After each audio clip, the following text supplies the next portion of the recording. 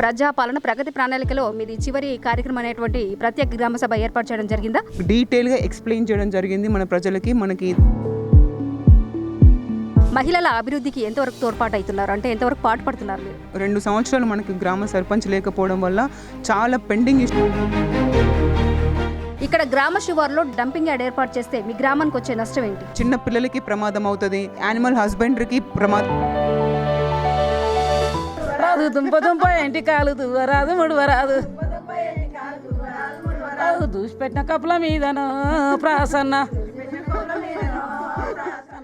ప్రస్తుతం మనం వచ్చేసి రంగారెడ్డి జిల్లా అబ్దుల్పూర్ మెట్ మండలం కవాడిపల్లి గ్రామ పంచాయతీకి అయితే చేరుకున్నాం. ఇక్కడ కవాడిపల్లి గ్రామ పంచాయతీలో ప్రజాపాలన ప్రగతి ప్రణాళికలో భాగంగా ప్రత్యేక గ్రామ సభను అయితే ఏర్పాటు చేసుకోవడం జరిగినట్లు మనకు కనిపిస్తా ఉంది. ఇక్కడ ప్రత్యేక గ్రామ సభలో ఏ అంశాల గురించి చర్చించారు, ఎలాంటి సమస్యలపైన వారు చర్చించడం జరిగిందనేది వారి మాటల్లోనే అడిగి తెలుసుకుందాం. ఇక్కడ కవాడిపల్లి గ్రామ సర్పంచ్ అయితే లక్ష్మీ ప్రసన్న గారు మనతో పాటు ఉన్నారు. వారిని అడిగి అయితే మరిన్ని విషయాలు అడిగి తెలుసుకుందాం. నమస్తే మేడం. నమస్తే అమ్మా.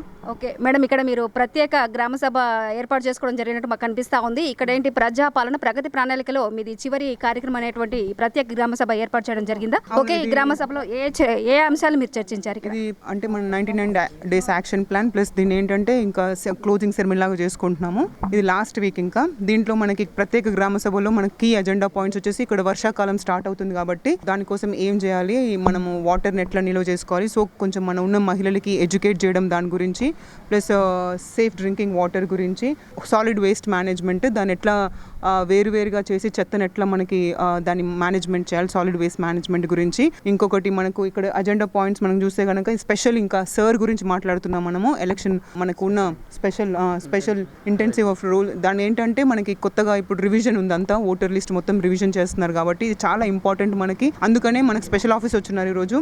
డిఆర్డిఓ మ్యామ్ వచ్చారు, శ్రీలతారెడ్డి మ్యామ్, ఇంకా మనకి ఎంపీడీ మ్యామ్ గారు వచ్చారు, శ్రీవాణి మ్యామ్. వీళ్ళ దగ్గర నుంచి కూడా మనం వాళ్ళు డీటెయిల్గా ఎక్స్ప్లెయిన్ చేయడం జరిగింది మన ప్రజలకి. మనకి దాని ఇంపార్టెన్స్ ఏంటి, దాన్ని ఎట్లా మీరు ఎట్లా నమోదు చేసుకోవాలి మీ ఓట్లని అని. ఎందుకంటే ఓటర్ లిస్ట్ నుంచి చాలా ఇంపార్టెంట్ ఓట్ అనేది. దాన్ని మీరు ఒకవేళ దాంట్లో లేకపోతే కూడా మీరు యాడ్ చేసుకోవచ్చు, లేకపోతే ఉన్న ఓట్స్ కూడా డూప్లికేట్ ఏమైనా ఉంటే కూడా తీసే రివిజన్ పాలసీ కాబట్టి ఇది చాలా ఇంపార్టెంట్. అవి కాకుండా మనం ఈరోజు జల సంరక్షణ గురించి కూడా చూసుకున్నాం. వాటర్ని ఎట్లా సేఫ్ డ్రింకింగ్ వాటర్ మనం ఎట్లా చేసుకోవాలి అనేది దాని గురించి డిస్కస్ చేసుకున్నాము. ఇవైతే కీ పాయింట్స్ ఈ రోజుకి. Okay, very good madam. చాలా బాగా మీరు అంటే మీ గ్రామాన్ని ఎలా అభివృద్ధి చేయాలనే అంశాలు మీ మాటల్లో చాలా మీ ఆవేదనలు అయితే మాకు కనిపిస్తూ ఉన్నాయి. ఇంకా కూడా ఇక్కడ మీరు మహిళా సర్పంచ్ కాబట్టి గ్రామానికి మహిళల అభివృద్ధికి ఎంతవరకు తోడ్పాటు అవుతున్నారు, అంటే ఎంతవరకు పాటుపడుతున్నారు మీరు? అంటే చాలా చేయాలని ఉందమ్మా మహిళలకి. మనం వచ్చి ఒక 3 నెలలే అవుతుంది. సో ఇప్పుడు ఇదివరకు 2 సంవత్సరాలు మనకి గ్రామ సర్పంచ్ లేకపోవడం వల్ల చాలా పెండింగ్ ఇష్యూస్ ఉన్నాయి. ఎస్పెషల్లీ వాటర్ నుంచి కానీ, వాటర్ క్లాగ్స్ ఉండడం కానీ, డ్రైన్స్ కానీ, లేకపోతే ఇవన్నీ రోడ్స్ కానీ, ఇవి రిపేర్లోనే మనకి చాలా టైం వెళ్తుంది. స్పెషల్గా నాకైతే మహిళా ఫోకస్డ్ విలేజ్ చేయాలని ఉంది. సో మన మహిళా గ్రూప్స్ కూడా ఇక్కడే ఉన్నారు, వాళ్ళతో కోఆర్డినేట్ చేసుకొని నెక్స్ట్ మనం స్మాల్ స్కేల్ ఇండస్ట్రీస్ అన్న మనం తీసుకొద్దామని మనకు ఒక ఆలోచన ఉంది. అది చూద్దాం. మిమ్మల్ని చూసినట్లయితే చాలా ఉన్నత విద్య అభ్యసించిన వాళ్ళగా మాకు కనిపిస్తూ ఉన్నారు. ఇంత ఉన్నత విద్యలో ఉండి మీరు గ్రామ సర్పంచ్గా ఎందుకు రాజకీయాల్లోకి రావాలనుకున్నారు? అయ్యో, రావాల్సి వచ్చాను. నాకు ఎప్పుడు పెద్ద రాజకీయాలకు రావాలని పెద్ద ప్లాన్ అయితే వేసుకోలేదు, కాకపోతే అలా అయిపోయింది. బట్ నాకు మాత్రం ఎప్పుడు సోషల్గా అయితే I'm always a social visionary. So ఆ సోషల్గా ఏమైనా చేద్దామని ఉండే కానీ అది రాజకీయమైనా అనుకోలేదు, కాకపోతే రాజకీయంలోకి అది అయిపోయింది. ఇంకా ఇప్పుడు వర్షాలు సరిగా పడటం లేదు కాబట్టి వాతావరణంలో చాలా మార్పులు కనిపిస్తూ ఉన్నాయి కాబట్టి ఇక్కడ ఇంకుడు గుంతలు అనేటివి గ్రామాల్లో ఏర్పాటు చేసుకుని ఇంకుడు గుంతల ద్వారా వర్షపు నీటిని మనము ఎంతవరకు ఏర్పాటు చేయడం జరిగింది? ఇక్కడ ఇంకుడు గుంతల పైన ఎంతవరకు అవగాహన కల్పించారు మీరు? టార్గెట్ వచ్చేసి ఇప్పుడు ఏంటంటే ప్రతి ఇంటికి ఒక ఇంకుడు గుంత ఉండాలి అనే టార్గెట్ ఉంది. కొంతమంది చేసుకున్నారు, కాకపోతే కమ్యూనిటీ సోక్ పిట్స్ అయితే అన్ని చోట్ల ఉన్నాయి. అన్ని ఇన్స్టిట్యూషన్స్లో, ఇక్కడ స్కూల్లో కానీ, లేకపోతే ఇక్కడ మనకి గ్రామ పంచాయతీలో కానీ కమ్యూనిటీ సోక్ పిట్స్ ఉన్నాయి. కాకపోతే ఇండిపెండెంట్ ఇక్కడ ఉన్న వాళ్ళకి రెసిడెన్షియల్గా కొంచెం తక్కువ ఉన్నాయి. అదే మనకి ఈరోజు ప్రత్యేకంగా అవేర్నెస్ ప్రోగ్రామ్ లాగా మనం దీని గురించి కూడా పెట్టుకున్నాము. ఎవరైతే ఇంకుడు గుంత కట్టుకుంటారో 6,450 రూపాయలు గవర్నమెంట్ మనకి ఇస్తుంది. ఇది మనం కట్టుకోవాలని అనుకుంటున్నాం. ఎందుకంటే వాటర్ చాలా ఇంపార్టెంట్ రిసోర్స్ మనకి. ఈరోజు వర్షాలు కూడా పడట్లేదు సరిగ్గా, మనకి డెక్కన్ ప్లాట్యూ కాబట్టి వర్షం నమోదు చాలా తక్కువ అవుతుంది. దాన్ని ఎంతవరకు మనం వాటర్ని సేవ్ చేసుకుంటే ఎంత మంచిది అని. Okay madam, very good. ఇంకొకటి చూసుకున్నట్లయితే ఇప్పుడు గ్రామ పంచాయతీలకు మనం చూసుకున్నట్లయితే ఎక్కడ చూసుకున్నా కూడా నిధులు అనేవి చాలా కనిపించడం లేదు, అంటే నిధులు రావడం లేదు.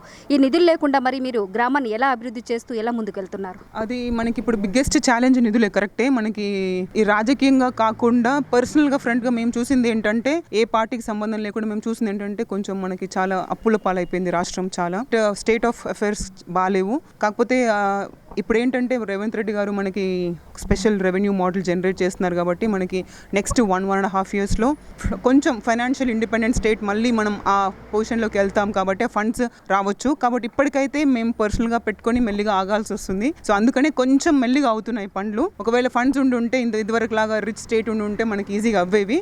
ఇప్పుడు కొంచెం నెమ్మదిగా అవుతున్నాయి కానీ అవుతాయి. ఓకే మేడం, అంటే మీ మాటల్లో నిధులు లేకపోయినా కూడా నా గ్రామాన్ని నేను అభివృద్ధి చేసుకుంటూ ముందుకెళ్తానని చెప్పేసి చెప్తా ఉన్నారు.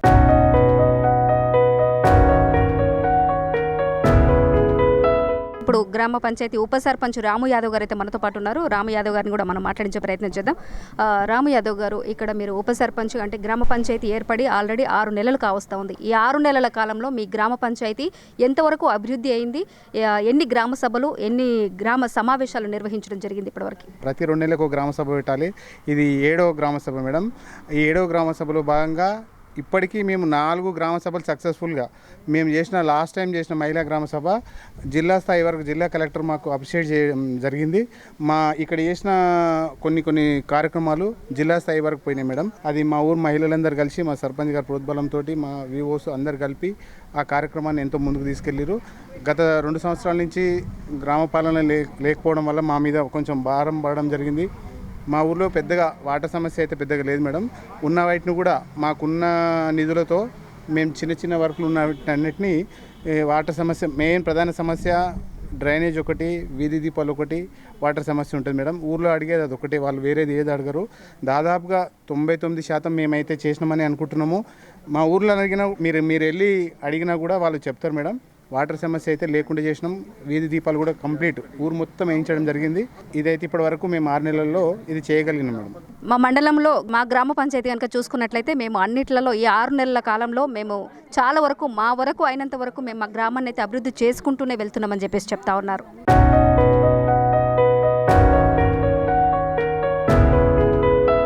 అలాగే మనతో పాటు ఇప్పుడు గ్రామ డ్వాక్రా సంఘం ప్రతినిధి జానకి గారు అయితే మనతో పాటు ఉన్నారు. ఇక్కడ గ్రామ సంఘాలు, మహిళలు ఎంతవరకు ముందుకెళ్తున్నారు అనేది వారి మాటల్లో అడిగి తెలుసుకుందాం. నమస్తే అండి. నమస్కారం అండి. ఓకే, మీ పేరు? జానకి. ఓకే, మరి ఇక్కడ మీరు గ్రామ మహిళా సంఘాలకన్నిటికీ మరి అధ్యక్షురాలని చెప్పేసి వింటా ఉన్నాం. మీకు ఎక్కడ ఎన్ని సంఘాలు ఏర్పాటైనాయి? ఈ సంఘాలని మీరు ఎలా ముందుకు తీసుకెళ్తా ఉన్నారు? మన విలేజ్లో వచ్చేసి 46 SHGలు ఉన్నాయండి. అందులో ప్రతిదీ ఇప్పుడు ప్రజెంట్ నడుస్తుంది. బ్యాంక్ లింకేజ్లో కానివ్వండి, రికవరీలో కానివ్వండి, శ్రీనిధిలో కానివ్వండి, CFలో కానివ్వండి, మా విలేజ్ వచ్చేసి 100% రికవరీ ఉంటుంది, 100% అచీవ్మెంట్ ఉంటుంది ఖచ్చితంగా. ఈ లోన్ అనేది జస్ట్ పర్సనల్ అవసరాలకే కాకుండా కూడా ఇప్పుడు ఎంటర్ప్రైజెస్ అని ప్రతి మహిళతోటి షాప్ పెట్టించి ఆర్థికంగా బలోపేతం చేస్తున్నాం ప్రతి ఒక్క మహిళని. అలాగే ఉల్లాస్ ప్రోగ్రాం ద్వారా ప్రతి మహిళకు అక్షరాస్యత రావాలని ప్రతి మహిళని మొన్న రీసెంట్గా 1 month బ్యాక్ ఎగ్జామ్ పెట్టి వాళ్ళకి సర్టిఫికేట్స్ కూడా జారీ చేశాము. అన్ని విధాలుగా మాకు మా విలేజ్ మాత్రం మండల స్థాయిలో చూసుకుంటే నంబర్ 1 పొజిషన్లోనే ఉంటుంది.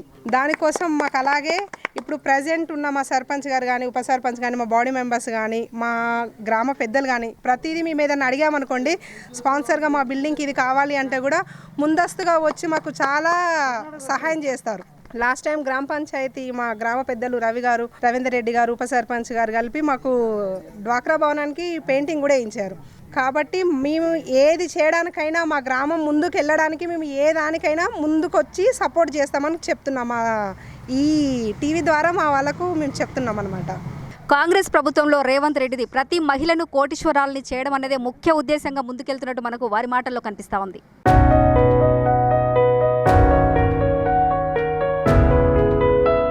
ఈ ప్రత్యేక గ్రామ సభలో ఇంకొక సమస్య కూడా మా ఊరికి ఉంది అని చెప్పేసి సర్పంచ్ గారు మనతో అయితే చెప్పుకొస్తా ఉన్నారు. ఆ సమస్య ఏంటంటే ఇక్కడ గ్రామ శివారులో డంపింగ్ యార్డ్ అనేది ఏర్పాటు చేయడం జరుగుతుందని చెప్పేసి వారి దృష్టికి వచ్చింది. సో ఈ గ్రామ సభలో ఈ సమస్య పైన, అంటే ఈ డంపింగ్ యార్డ్ ఏర్పాటు చేస్తే ఎలాంటి సమస్యలు తలెత్తే అవకాశాలు ఉన్నాయి, గ్రామానికి ఎలాంటి నష్టం కలిగే ప్రాబ్లమ్స్ ఎలా వస్తున్నాయని చెప్పేసి మేడం మాటల్లో అయితే మనకు తెలుస్తూ ఉంది. మేము మీ ఛానల్ ద్వారా మేము ఎమ్మెల్యే గారి దృష్టికి కూడా తీసుకెళ్లాలనుకుంటున్నామని చెప్పేసి వారు చెప్తా ఉన్నారు. అసలు అసలు ఏ సమస్యలు తలెత్తుతున్నాయో వారి మాటల్లోనే అడిగి తెలుసుకుందాం.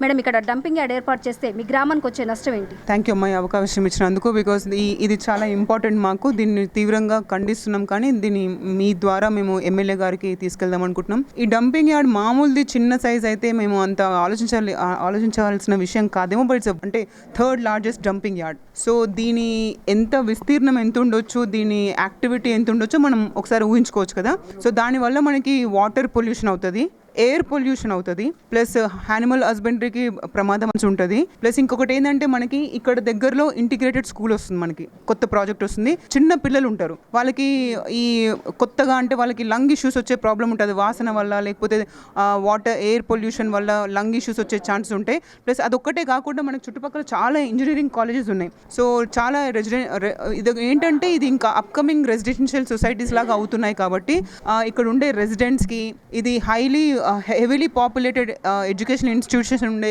ప్లేస్ కాబట్టి చిన్న పిల్లలకి ప్రమాదం అవుతుంది. అట్లనే మనకి యానిమల్ హస్బెండరీకి ప్రమాదం ఉంది. కాబట్టి ఇవన్నీ దృష్టిలో పెట్టుకొని ఇది రెసిడెన్షియల్ ఏరియాలో లేకపోతే ఎడ్యుకేషన్ ఇన్స్టిట్యూషన్ ఉన్న ఏరియాలో కాకుండా ఎక్కడైనా పెట్టండి అని మేము అడ్వైస్ చేస్తున్నాం, మీ ద్వారా తెలియజేయాలనుకుంటున్నాము.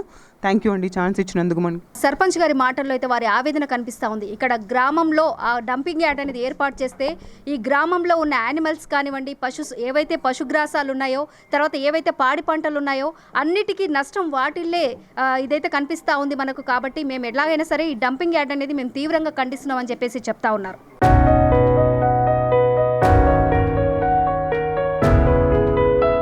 సర్పంచ్ అంటే ఎవరైనా కొన్ని ఊర్లలో చూస్తూ ఉంటాం, రాజకీయ నాయకులు అంటే కొంచెం ఎంతో కొంత మెయింటైన్ చేసుకుంటూ ప్రజలకి కొంచెం అంటే రాజకీయ ఇదిని చూపిస్తూ ఉంటారు. కానీ ఇక్కడ సర్పంచ్ అంటే అందరితో కలిసిపోయి వాళ్ళ ఫ్యామిలీ మెంబర్ లాగా, వాళ్ళ ఇంట్లో ఒక మనవరాలు ఒక కూతురు ఎవరైతే ఉంటారో వాళ్ళలాగా కలిసిపోయిందని చెప్పేసి వారి మాటల్లో వాళ్ళు వ్యక్తపరుస్తూ ఉన్నారు. ఆంటీ చెప్పండి, మీ సర్పంచ్ గారి గురించి మీరు ఒక 2 ముచ్చట్లు చెప్తారా, పాట పాడతారా? పాట పాడతాం. సర్పంచ్ మంచిది. పాడండి, ఏ పాట పాడుతున్నారు మరి? చింతపండు తొక్కంట శివయ్య పెళ్ళ అంట నోరంత మంటంట ఊరంత బొబ్బంట ఏ తల్లి నూరింది తోకు దాని పేరన్న చెప్పావే తోకు పాటేలు బాయి కాడ పంట ముడుసు కొట్టబోతే మాయ రోగం వచ్చిందే పెద్దమ్మ గింత చింతపండు తొక్కయ్య చిన్నమ్మ. నిమ్మలు దాదిమ్మలు నిమ్మలు దాదిమ్మలు వంశై కోగిలలో నిమ్మలు దాదిమ్మలు నిమ్మలు దాదిమ్మలు నిమ్మలు దాదిమ్మలు వంశై కోగిలలో నిమ్మలు దాదిమ్మలు వనం చూడవదం రండి వనం చూడవదం రండి వన జనకాలున్నాయే వనం చూడవదం రండి వనము చూడవదం రండి వనము చూడవదం రండి వన జనకాలున్నాయే వనము చూడవదం రండి వనము చూడవదం రండి వనము చూడవదం రండి వన జనకాలున్నాయే వనము చూడవదం రండి వనము చూడవదం రండి వనము చూడవదం రండి వన జనకాలున్నాయే వనము చూడవదం రండి. ఎంతన్నా నీది మనసు ఎంతన్నా నీది మనసు కరుగది రవ్వంతయో ఎంతన్నా నీది మనసు కరుగది రవ్వంతయో ఎంతన్నా నీది మనసు నిమ్మలు దాదిమ్మలు నిమ్మలు దాదిమ్మలు నిమ్మలు దాదిమ్మలు. వెరీ గుడ్, చాలా బాగా పాడుతున్నారు ఆంటీ వాళ్ళు. ఇక్కడ అంటే సర్పంచ్ గారి పైన అభిమానం వారి పాటల్లో ఎంత ఉత్సాహాన్ని అయితే మనకు వ్యక్తపరచడం కనిపిస్తూ ఉంది.